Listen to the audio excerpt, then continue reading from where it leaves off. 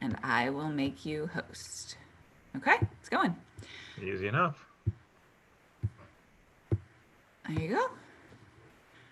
All right. And And I so will make you do host. I need Okay, to, it's going. easy enough.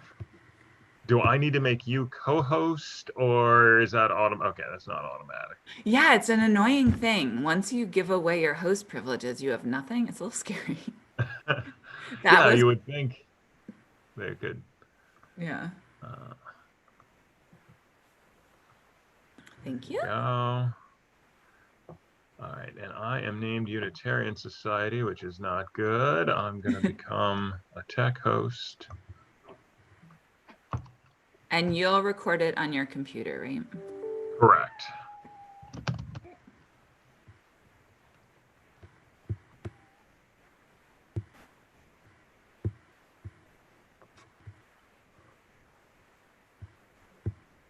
And you ended up not making changes to the slideshow, is that right? Yeah, I'm sorry I asked you about it afterwards. No I was like, problem. you know what? The people who've sent pictures already have pictures in it, and we'll save it for another time. So, No yeah, problem when I at realized you all. would have to put it in that rigmarole. Yeah, and I will share the story, which looks like it happens right after Old Hundredth.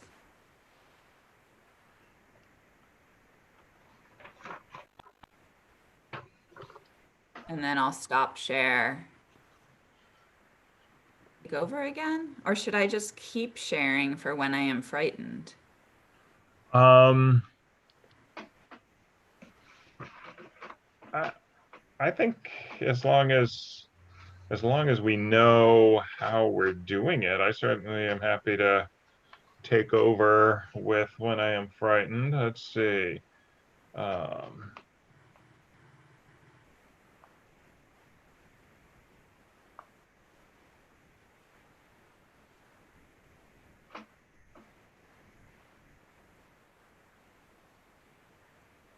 yeah, so I can just be prepared at the end of the story.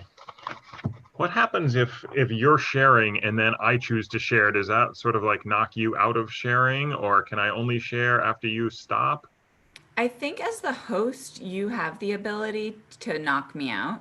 Okay. Um, but maybe what I'll do is after the last slide, which is a picture of, has a lot of green in it. I'll say something like, I wonder how you're feeling today, while How I'm does stopping it to give you a second to like do it. Okay.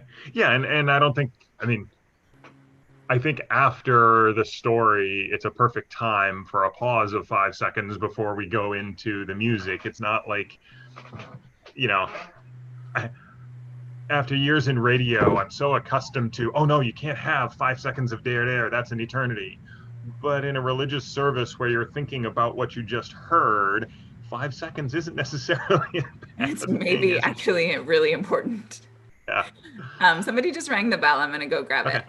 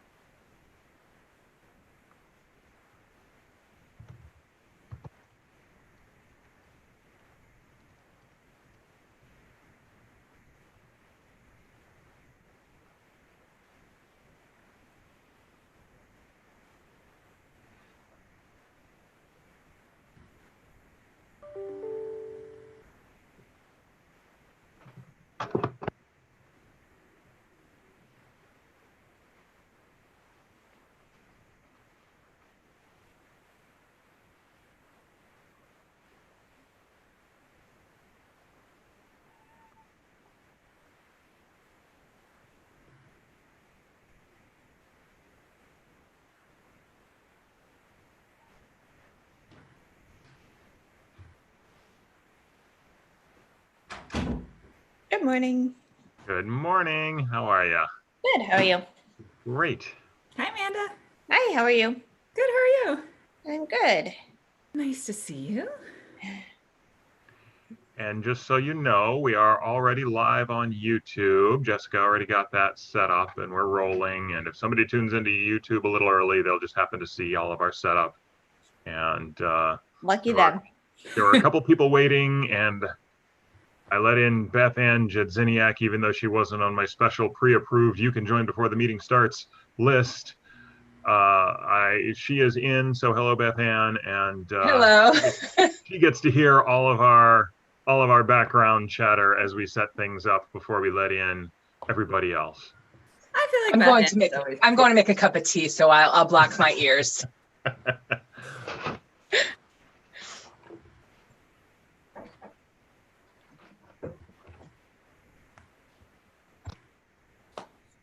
Now this is interesting, Jessica. Typically it starts recording automatically on, I'm accustomed to in the upper left seeing that the meeting is being recorded automatically, and that's not happening. Did you already stop that recording? Yeah, because I Okay. signed on before you and I just stopped it. Perfect. Okay.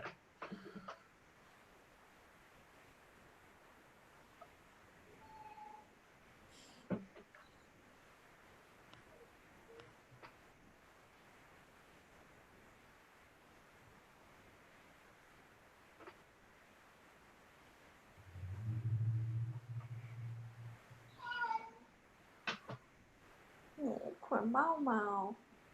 It sounded like a baby. I know. It's very effective. I think my dog sounds like a baby as well. So Yeah. I think she practiced. She grew up in a house with many babies, so she had great learning.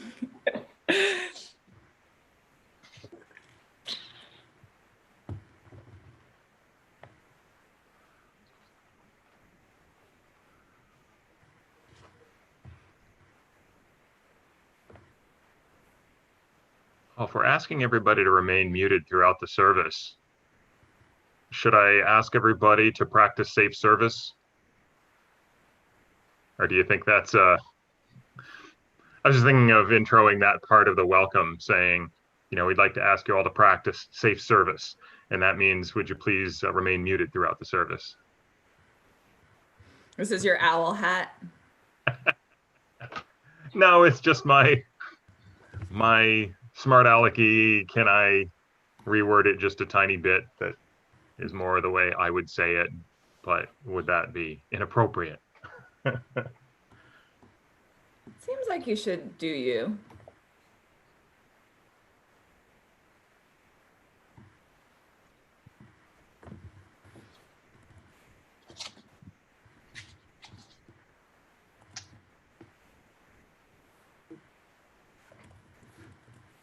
when you get a chance, can you make me a co-host and I can sort of Oh, of course. Thank you for reminding me. I did that for Jessica and I neglected to do it for you. So many details.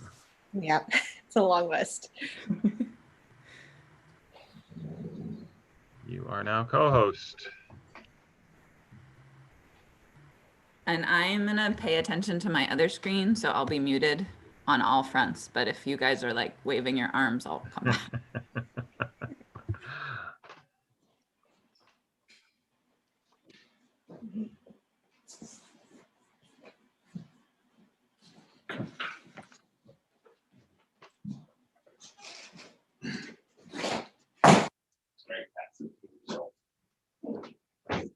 Noticing how well scratching, biting, puking, poking, kissing, or killing small furry creatures.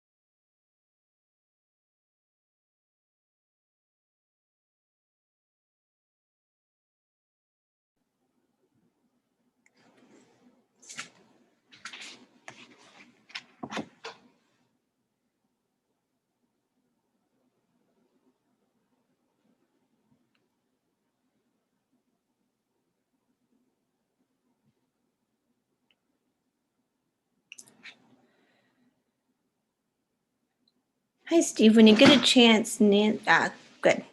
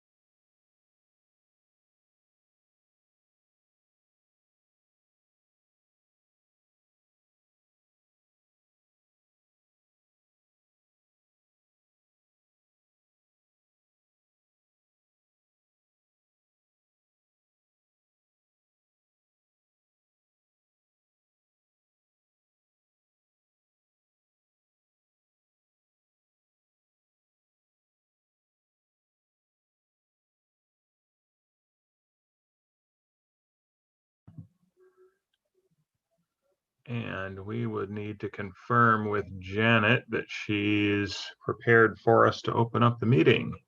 I have not seen Janet's Yeah. primary login yet, though.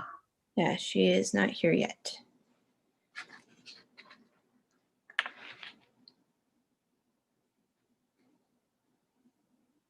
We're still waiting for Emily Quintana too. Is that right?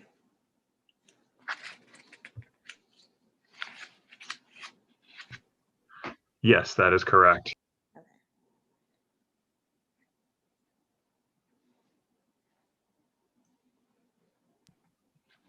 I see Emily.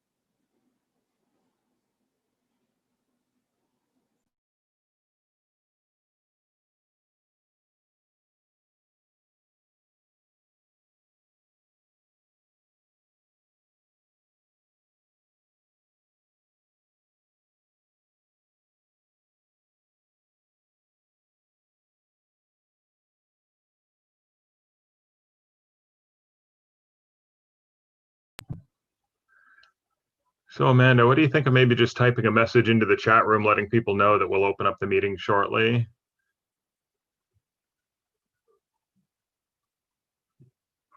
I can do that, no problem. Thank you.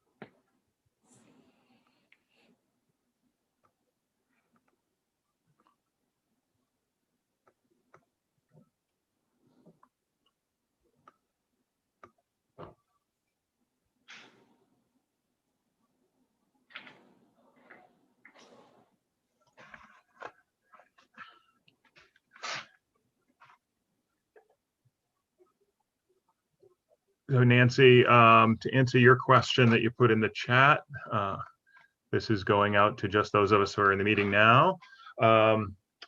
So you were asking if the order of meeting will be shared. There is a slide for the order of meeting coming up at the beginning of the service.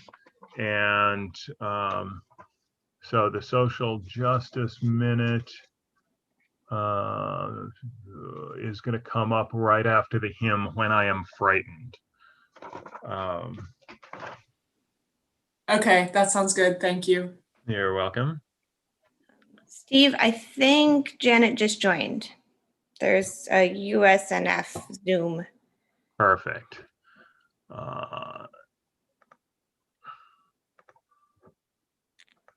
There we go. I just made USNF Zoom a co-host. So we should now have all of our co-hosts.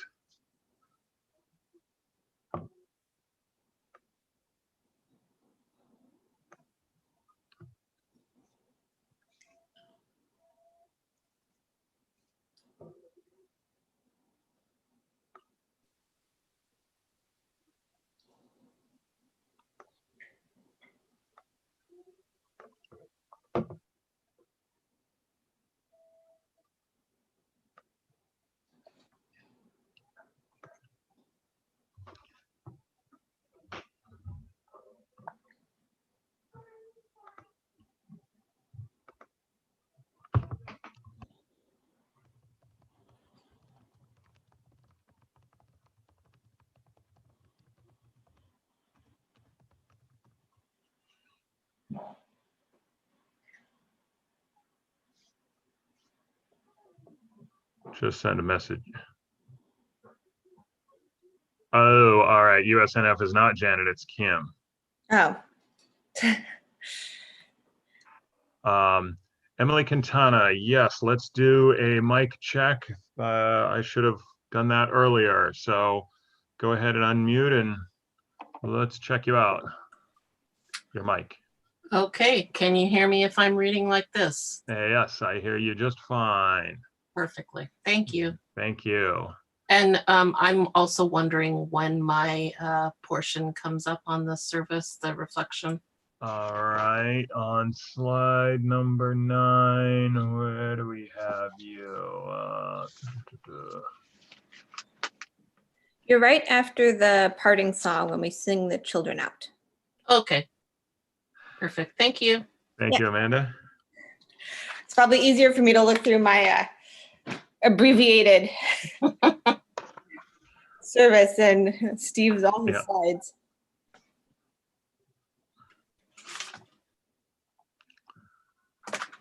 All right, so where are my co-hosts? Because I made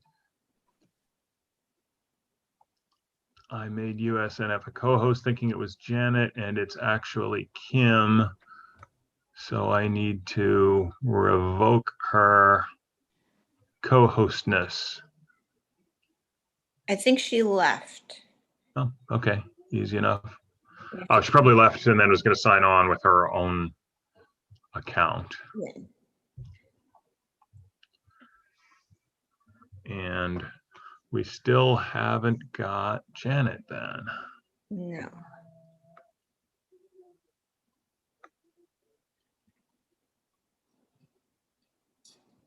She did say they had to do some sound checks, so maybe it's just taking a little longer.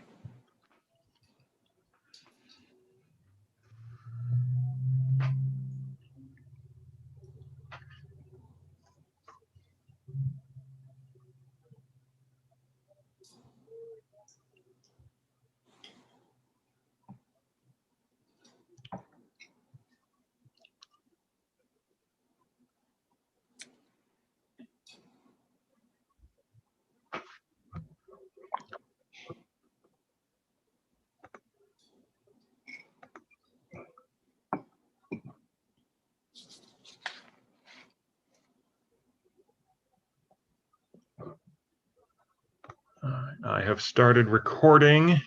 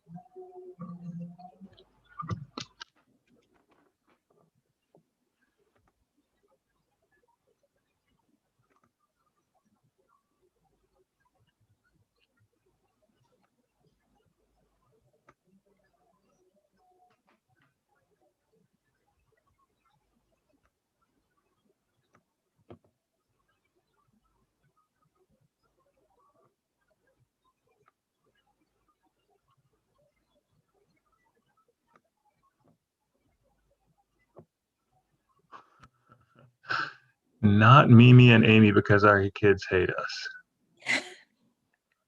That is my wife who left that name on there from a game of Family Feud we were playing with her friend Amy.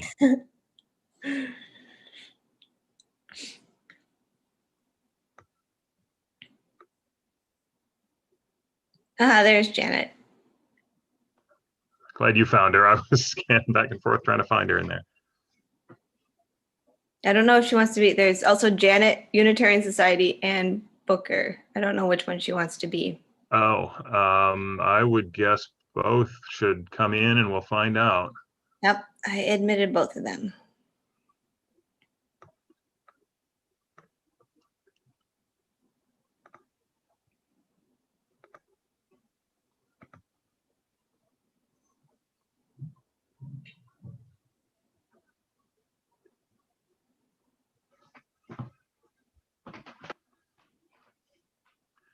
So I made Rev Janet Bush co-host. I have not made Unitarian co-host. Okay. Well, Janet changed her name to Unitarian Society. So it seems Okay. like that's the account she wants to use.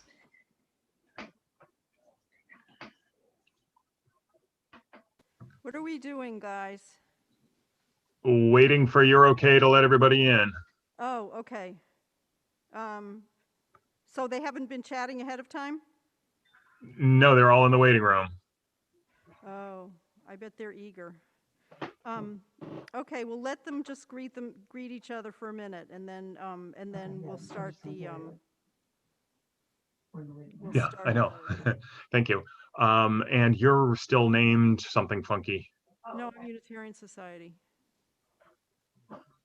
Sorry, that was me talking to my wife that her name is funky. I apologize. Oh, All right. okay.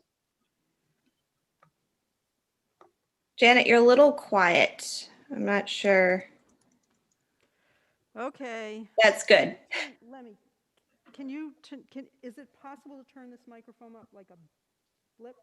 Or do I just need, so Andrea, are you listening? So we need to really project. So when I'm talking like this, I'm too quiet. So I need to talk like this. You took like half a step closer. I think that made the difference. Okay, great. Okay, thanks, Amanda. Yeah, I think so.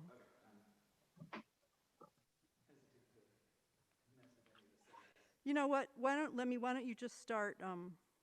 I'm noodling on one of the hymns we're singing, but that's not a cue to start singing. Okay, and you might need to noodle for a while. So, because I need to go downstairs.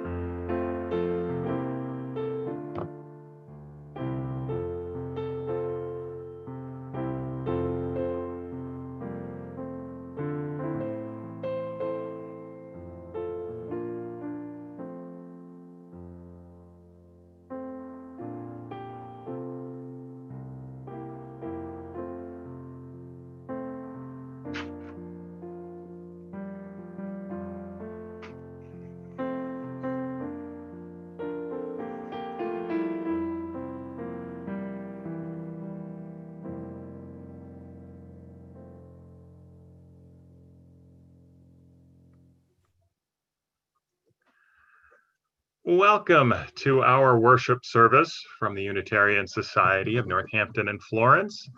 I'm Steve O'Day. I am your Zoom tech host this morning, and I am very glad to see you all here.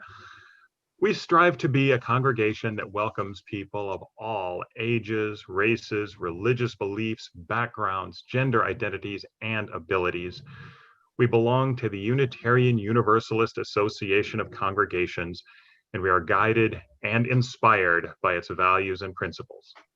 Those values and principles move us to remember that we in Northampton inhabit unceded land of the Pecumtuck and Nipmuc peoples, a reminder for every day, and as we honor Indigenous Peoples Day this weekend.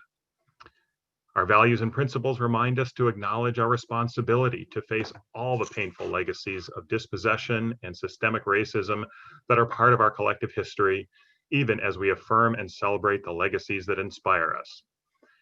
We are here to support and celebrate one another and to renew ourselves with hope and gratitude and new resolve. If you're returning after a time away, welcome. We're very glad that you're here. Or if you are new, of course, welcome to you. Feel free to fill out a virtual visitor card. Doing that allows us to put you on our email contact list. There is a link to the card in the chat. We ask that you please remain muted throughout the service. Turn off your videos except during the greeting, and that will help the technology to work as smoothly as possible. We hope you'll stay for social hour afterwards. It's a great way to engage in meaningful conversations with people you might not otherwise have met. And now we will begin our service.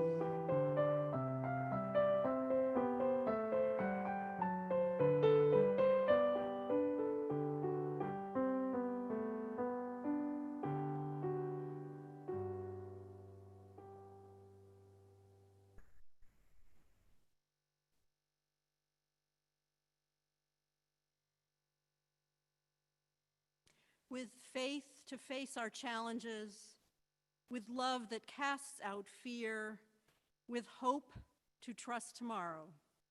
We accept this day and each day as gifts, as occasions for learning, for giving, for renewal, and for joy.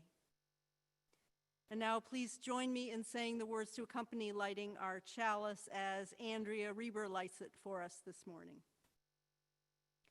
We light our chalice as a beacon of hope, a sign of our quest for truth and meaning. We light our chalice as a beacon of love in celebration of the life we share together.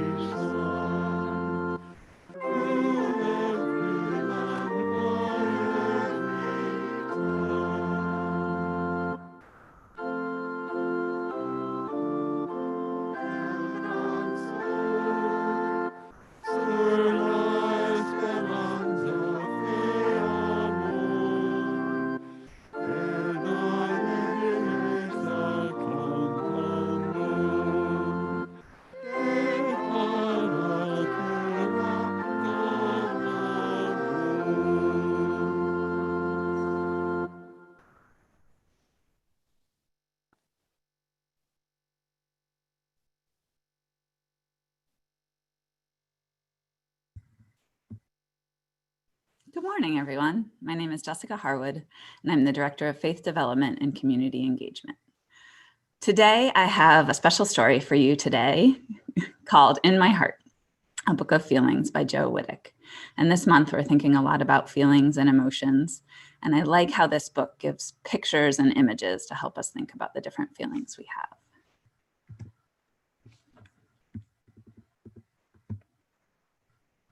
One thing that you miss out on this book is that there's a cutout of a heart with different color hearts for different feelings that go all the way through. So I just wanted to show you that page. My heart is full of feelings, big feelings and small feelings, loud feelings and quiet feelings, quick feelings and slow feelings. My heart is like a house with all these feelings living inside. Sometimes my heart feels like a big yellow star, shiny and bright. I smile from ear to ear and twirl around so fast, I feel as if I could take off into the sky. This is when my heart is happy. Other times, my heart feels strong. I stand up tall as if I can touch the clouds. New people and places don't frighten me. I can do it. Watch me go. This is when my heart is brave. And watch this heart go all the way around the earth. When I get really angry, my heart feels as if it's going to explode. Don't come near me. My heart is yelling hot and loud. This is when my heart is mad.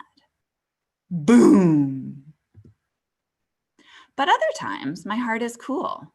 I bob along gently like a balloon on a string. My heart feels lazy and slow, as quiet as snowfall. This is when my heart is calm. On harder days, mean words hurt my feelings, and my heart feels hurt too. It's fragile and delicate, but it can be healed with extra kisses. This is when my heart is broken. Some days, my heart feels as heavy as an elephant. There's a dark cloud over my head, and tears fall like rain. This is when my heart is sad. But my heart doesn't stay sad. Like springtime after winter, the sun comes out again. My heart grows tall, like a plant reaching towards the sky. This is when my heart is hopeful. When it's time for a bit of fun, my heart feels full of giggles and wiggles. Abracadabra! I hop around like a bouncy bunny. This is when my heart is silly. My heart feels so many feelings, and yours can too. Today, my heart is proud. How does your heart feel? Wonder for all of you out there how your heart is feeling today.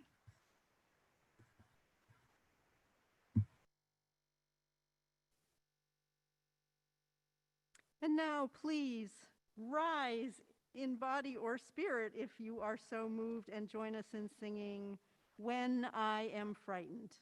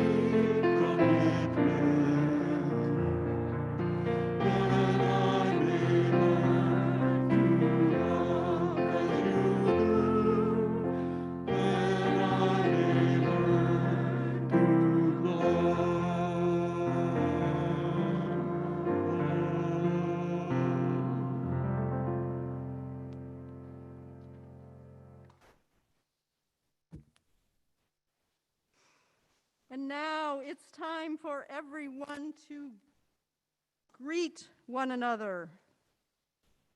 I invite you to turn on gallery view and turn your video back on and say hello. Say hello to each other in the chat.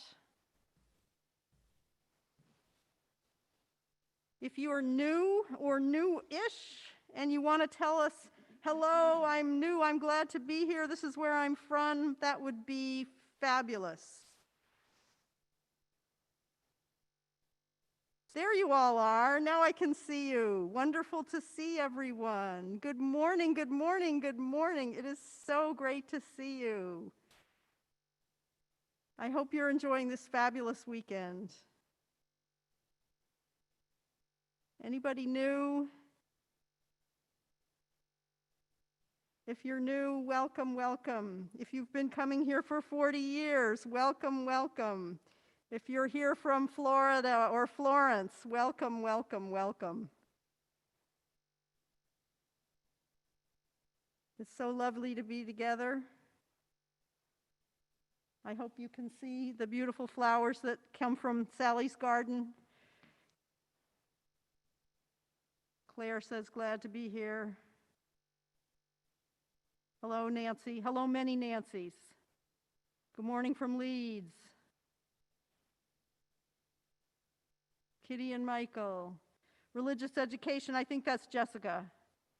Claire, Joan, good morning, everyone. Lovely to see all your faces. Wonderful, wonderful, wonderful to see you. And now I hope you get out. Oh, Kim, it's great to see you. Hi, Kim. So let's join now in singing out our families, children, anybody who's moving on to religious education activities this morning. We will sing you out, and Steve is going to post the words.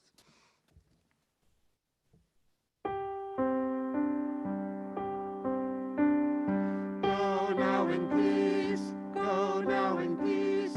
May the spirit of love surround. Go now in peace, go now in peace. May the spirit of love surround you. Everywhere, everywhere. May the spirit of love surround. May the spirit of love surround.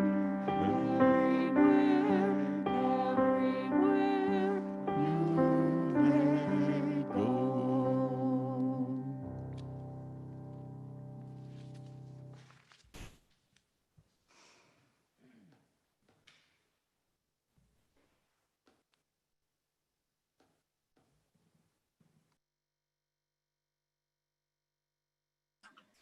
Good morning. When asked to share a reflection on the topic of emotional intelligence, my first reaction was, I am not going to speak in public. Of course, Janet was quick to add that I could record it ahead of time or have someone else read it at service. So not off the hook so easily. I told Janet that I needed to sleep on it and spent the next 2 weeks struggling over the concept of emotional intelligence, the definition of emotional intelligence, and how my own experience could be of any possible interest to anyone else. It's not that I hadn't heard the term before. I had even used it myself when discussing school and academics with my kids. Still, what does it actually mean? Prone to bouts of researching any topic that piques my interest, I set about a quick Google search. What I found there was an abundance of business-related articles about emotional intelligence in the workplace. Definitely not my area of interest. I quickly moved to what I call the People's Magazine of Psychology, Psychology Today, which states, emotional intelligence is generally said to include at least 3 skills: emotional awareness, or the ability to identify and name one's own emotions, the ability to harness those emotions and apply them to tasks like thinking and problem solving, and the ability to manage emotions, which includes both regulating one's own emotions when necessary and helping others to do the same. An emotionally intelligent person is said to be highly aware of her own emotional states, both negative and positive, and able to manage them. Emotionally intelligent people are also tuned into other people's emotions. So what are the benefits of a high EQ or emotional quotient? This combination of being tuned into the feelings of both self and others apparently makes a person a better friend, partner, parent, and leader. All good stuff, so worth paying attention to. As I look back on the many emotional states I have moved through over the course of this pandemic, I see a wave pattern. In fact, since I am in a household of 4, there have been multiple waves cresting and falling at various times over the course of the last many months in our home. What has been your emotional journey these last few months? Is there a pattern? Is it a wave? A series of sharp peaks and valleys, or perhaps a seemingly endless plain? And if you live with other people, how do your patterns combine to form a larger patchwork? What personal insights have you gained? I have noticed with gratitude that each of my family members seems to hit emotionally difficult periods at different times. In this way, our sea is rough, but not unnavigable. Our little family boat needs bailing now and then, yet somehow the sun always appears on the horizon. Because we don't all hit the rough patches at the same time, we're able to prop each other up and continue on course. This pandemic has given me the perfect opportunity to become acutely aware of my tendency to worry, overplan, and try to control my way out of uncomfortable situations. There is nothing like having things be beyond your control to bring that into focus. A long recovery from knee surgery this summer and fall has shifted the balance in our family and forced me to ask for help. Being in pain for weeks on end has challenged me to look at how I cope. I am learning to be kind to myself even when I notice that I am turning to smartphones or smart food for distraction. And I am making choices about what I focus on and give attention to. I am having discussions with friends about the role of social media in our lives and positive ways to use it, while also decreasing its negative impact. I am learning to take on challenges, like speaking publicly, and wading through the anxiety to reach the distant shore. The emotional intelligence and resilience of my children and partner have been inspiring to me. Our older daughter is in her second year of college. Our younger one just started high school. It's certainly not easy to steer through adolescence and young adulthood in normal times. During this pandemic time, my children have had to tamp down their age-appropriate drive to separate and instead embrace more family togetherness. I feel fortunate that they have had the grace, mostly, to do so. They understand that what they are sacrificing is for the common good, and they get on with the business of high school and college and new remote routines. Beyond that, they have both noted that the unexpected gift of time together has deepened their relationship. And I feel gratitude at having this additional and unexpected time with my oldest at home. My takeaway from this pandemic is to look for the good and keep moving forward, even if the path is winding and scattered with obstacles.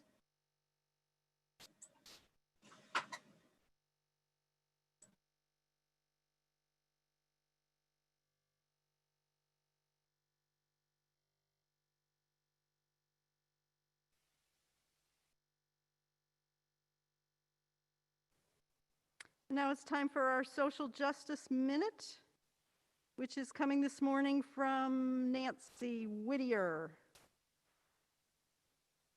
Good morning. I'm Nancy Whittier, and this is the Social Justice Minute, which recognizes that our faith calls us powerfully to action on social justice and the environment. Are you consumed with dread and anxiety about the election? Do you wish there was something more you could do to affect the outcome? There is.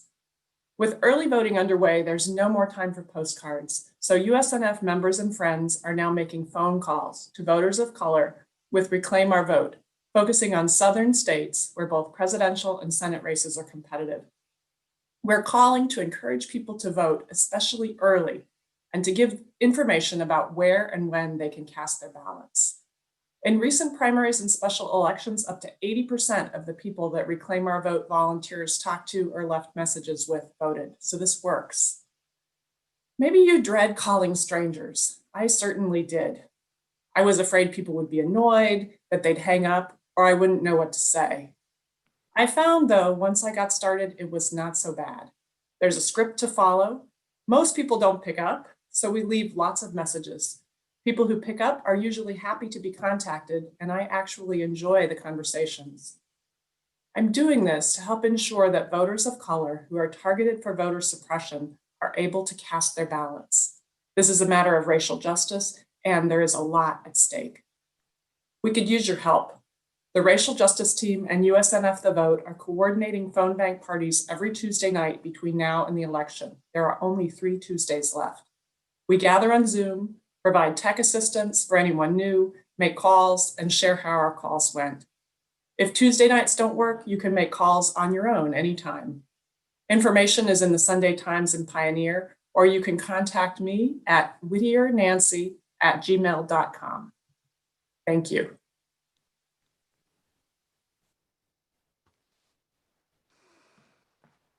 And now it is time for our offering, our offertory music, and our what is becoming traditional slideshow. So you can see the links in the chat, or you can look at our website, go to the homepage of northampton.org, where you'll see a blue donate button. Our Sunday donations are now shared 50-50, half to support the congregation and half to support groups in our communities serving those in need. And those are chosen by the Coordinating Council, the Hampshire County Interfaith Help Fund, the Movement Voter Project, Neighbor to Neighbor, Western Mass Asylum Network, and the Unitarian Universalist Service Committee. And we have a profile of the Movement Voter Project, which is doing amazing work along the lines that Nancy talked about, really fighting voter suppression in important states. You can see a little profile of them on the next slide. And of course, we always encourage and appreciate donations to support Arita and her family, which right now you can make through donating directly to our sanctuary fund, or sending a check to Arita, care of the society, because the GoFundMe site is broken at the moment. It's under transition. So thank you so much for all of your generosity. We are making a difference.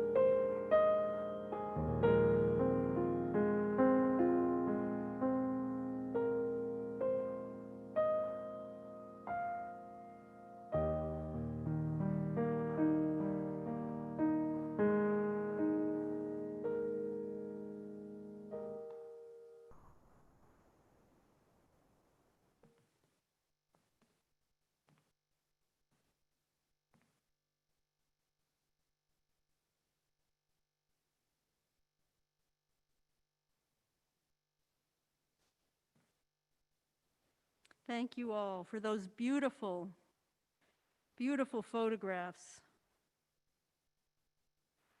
Our meditation this morning is an earth poem from the 10th century in China, Wei Ying Wu. The moon is full, the autumn nights grow longer. In the north forests, startled crows cry out, still high overhead.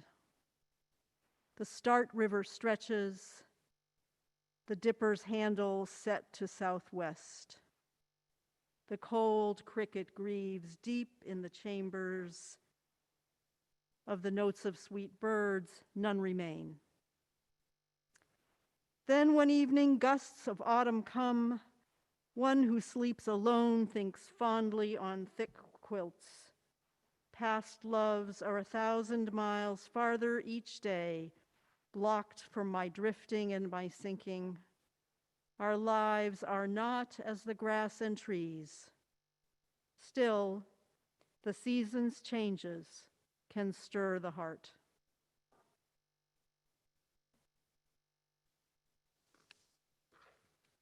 Let's take a moment together in silence.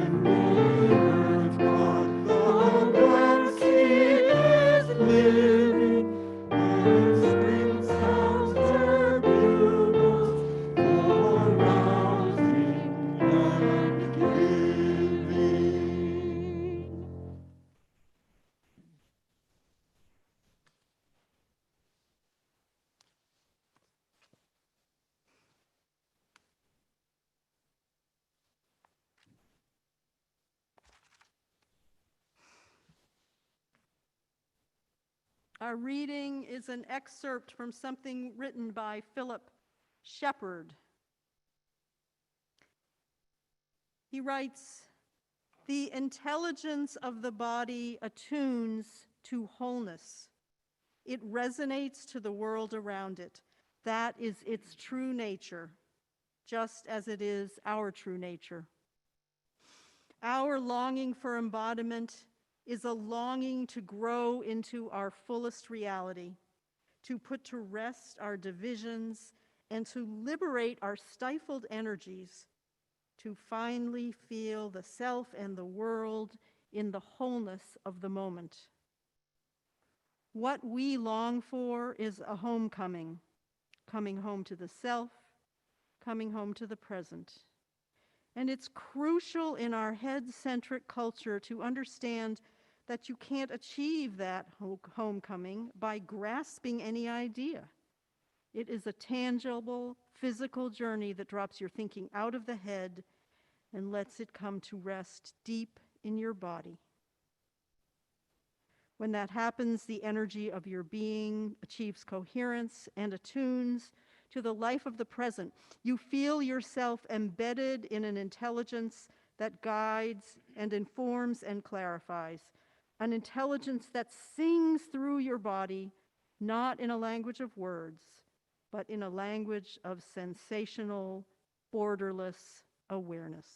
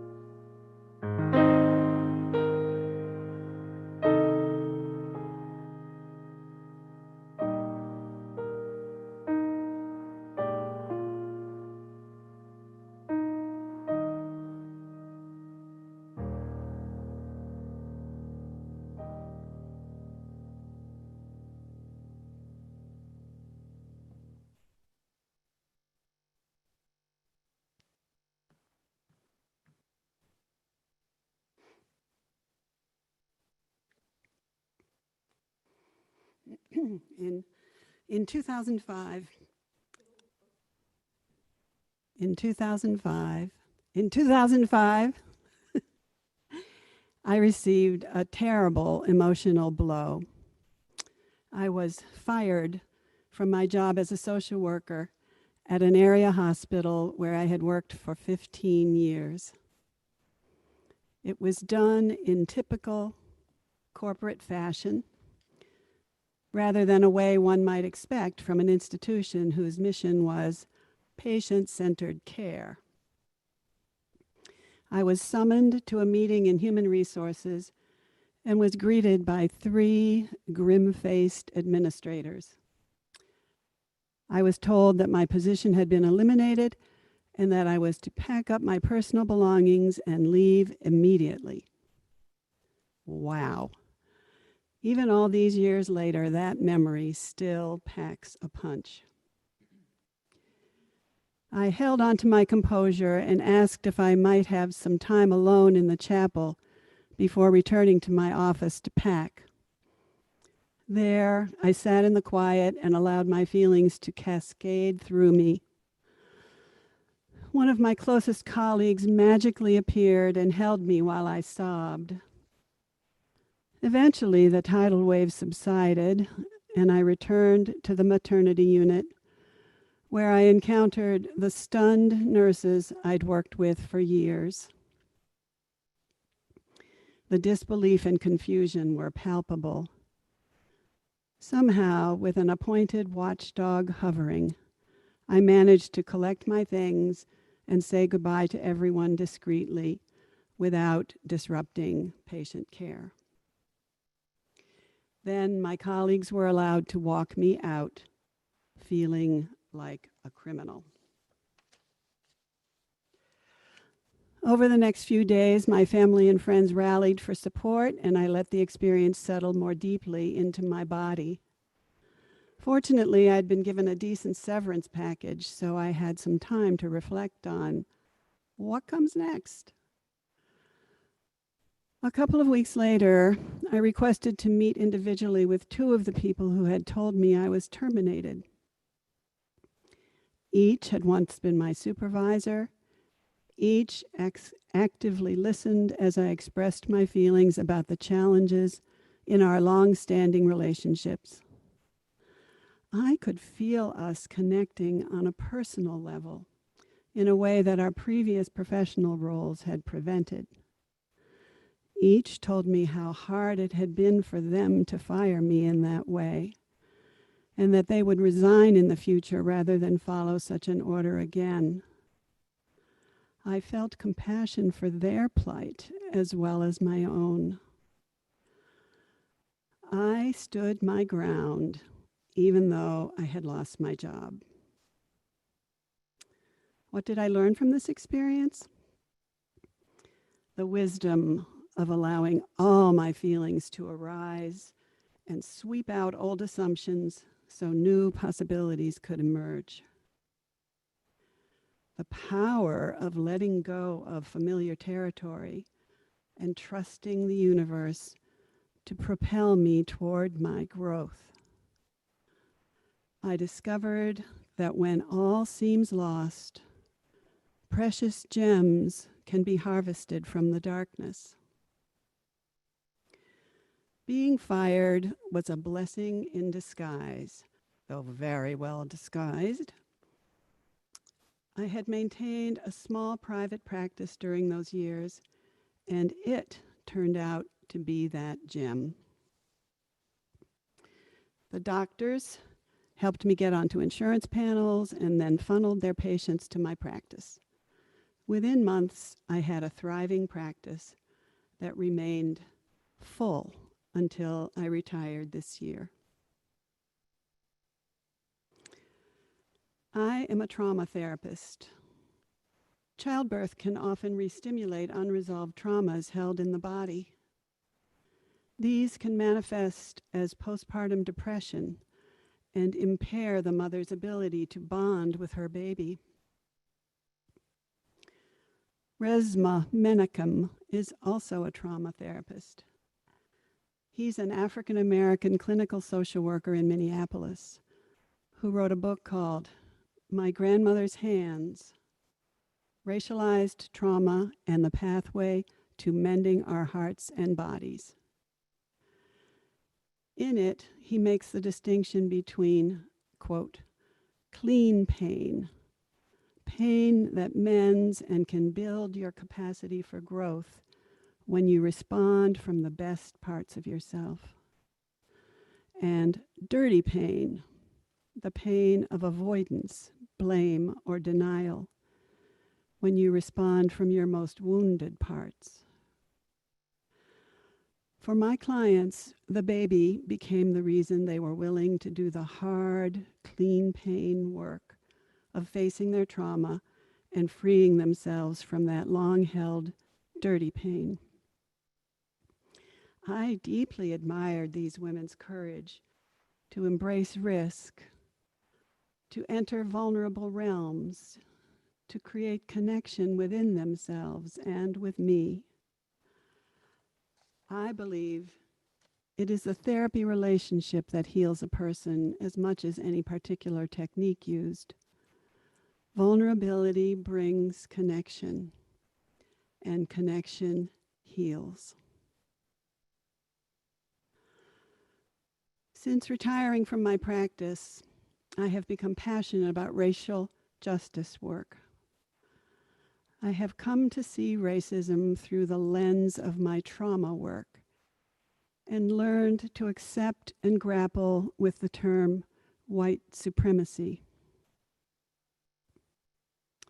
Resmaa Menakem calls it, quote, white body supremacy, because the traumas of racism live in all bodies, white bodies, black bodies, police bodies. He goes on,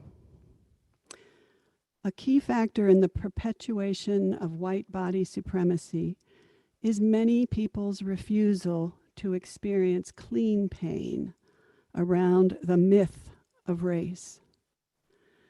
Instead, usually out of fear, they choose the dirty pain of silence and avoidance and invariably prolong the pain. Bridging the divide between white people and people of color is sacred territory to be entered with humility and grace. It is holy work. It requires massive amounts of emotional intelligence, most importantly, self-awareness. For me, as a white person, this means digging deep into my familial and cultural heritage of white advantage and connecting at the cellular level with the vulnerabilities that have enabled me to perpetuate racism for decades. Denial is not a healthy strategy, and it takes focused effort to unearth what lies beneath it. In this case, complicity with white body supremacy. I began my own excavation journey a couple of years ago when Forbes Library hosted a community read and lecture series on slavery. At an exhibit at the Northampton Historical Society, I encountered an African American man loudly telling his friend how, quote, white people benefit from our suffering, unquote.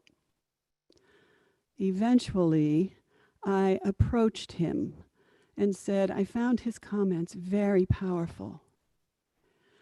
We ended up having a 2-hour conversation, at the end of which he invited me to his monthly open mic poetry event in Springfield called Poetic Recovery. My partner John and I have been attending it regularly since then and have met many other wonderful people there.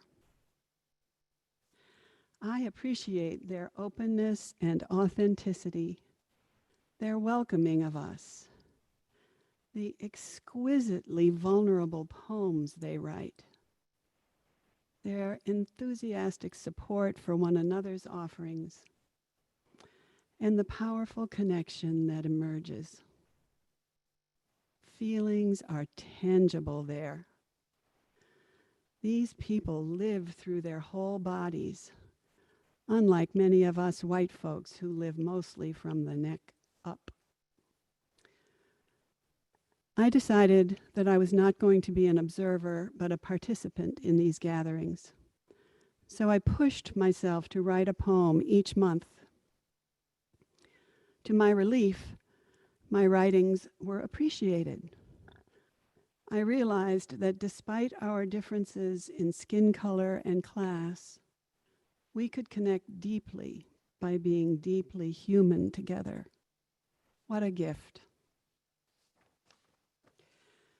They invited John and me to their Kwanzaa celebration, organized by an artists collective called Chess Angels Productions, which is committed to highlighting the talents of dozens of community members in dance, music, spoken word, and comedy performances.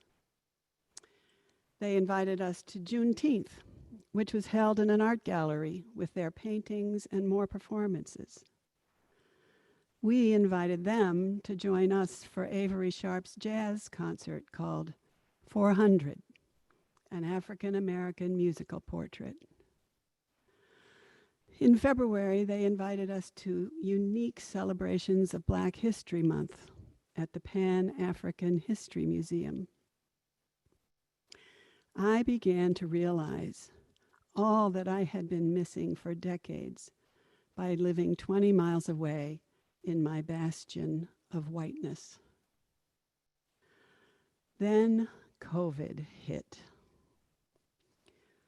All these community events ceased, including a fundraising gala at the Visionary Club of Greater Springfield, which some of our blind friends had excitedly planned. I have stayed in touch by phone, and some events are planned on Zoom this fall, but I miss being in community with them. People in their community have copious personal, emotional resources, but little material wealth, which is clearly a result of systemic racism. Reparations are constantly on my mind. I support their events and projects financially, but I struggle with how to make reparations for their levels of poverty that I and my ancestors have created. This has become my ongoing personal work, internally and externally. I remind myself that this too is holy work. James Baldwin said, "If I love you, I have to make you conscious of the things you don't see." This may be the essence of emotional intelligence, a willingness to explore beliefs and attitudes that lurk beyond our awareness, so that we can repair them. I am heartened that our congregation has been taking steps to do just that via our racial justice learning circles and book groups and other upcoming opportunities. In the spring, Corky Klimzak and I will be leading a book group on My Grandmother's Hands by Resmaa Menakem, whom I mentioned earlier. It is my hope that we can help each other become more conscious of our racialized pain and together mend our hearts and bodies as an offering of reparations to our local African American communities.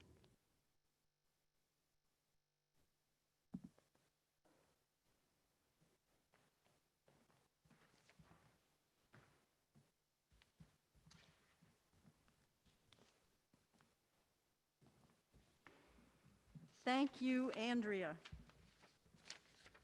Thank you, Emily. Both of you for your very different and very meaningful reflections this morning.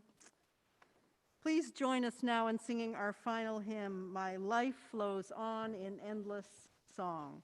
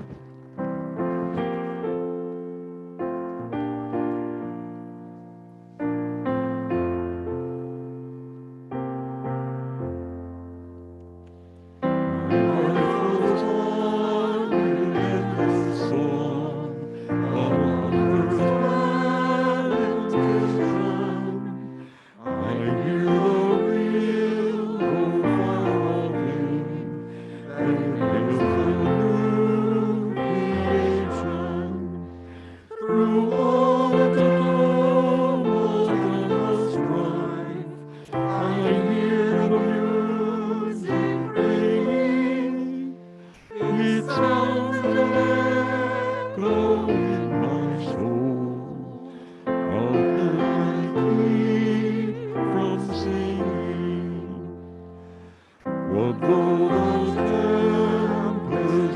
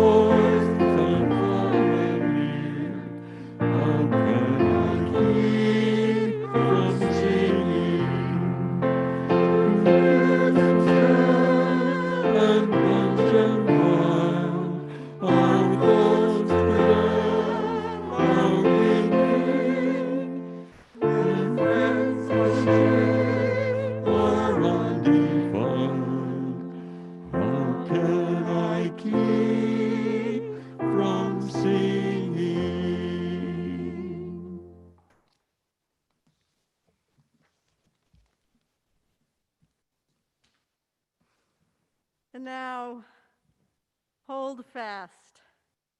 Keep singing. Enjoy the beauty of the earth, the beauty of the trees, the beauty of our connections to one another. Go in peace.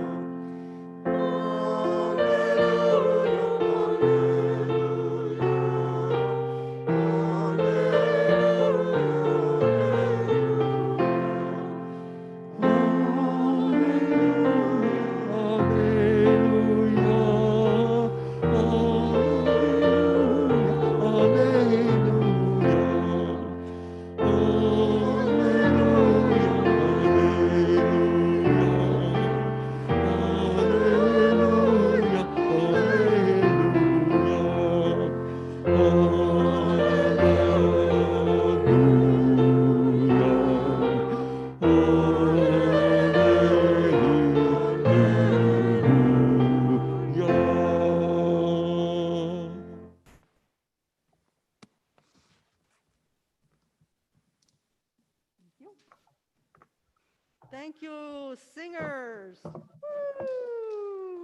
Thank you, Andrea. Is there anything we need to do here? Cheryl, anything? Good morning, everybody. And now it is time for our social hour. And thank you so much, everybody, for your patience while we work through some technical glitches. Got a lot of feedback in the chat, and if I didn't respond to you personally, it's not because I didn't hear it, it's just because I was focused on something else. And we will definitely be looking at some of the technical challenges that we had and working on resolving them. But right now, time for social hour. I hope if you are so inclined, you would like to stick around. You can stay on the Zoom, and you're invited into a small group setting. And if you're not sticking around for that and you're heading out into the day, please enjoy this beautiful day. But if you're sticking around for our breakout rooms, we suggest that you share your name, your preferred pronouns, let us know how you're doing, and reflect on what you thought of today's service. So now I will create the breakout rooms.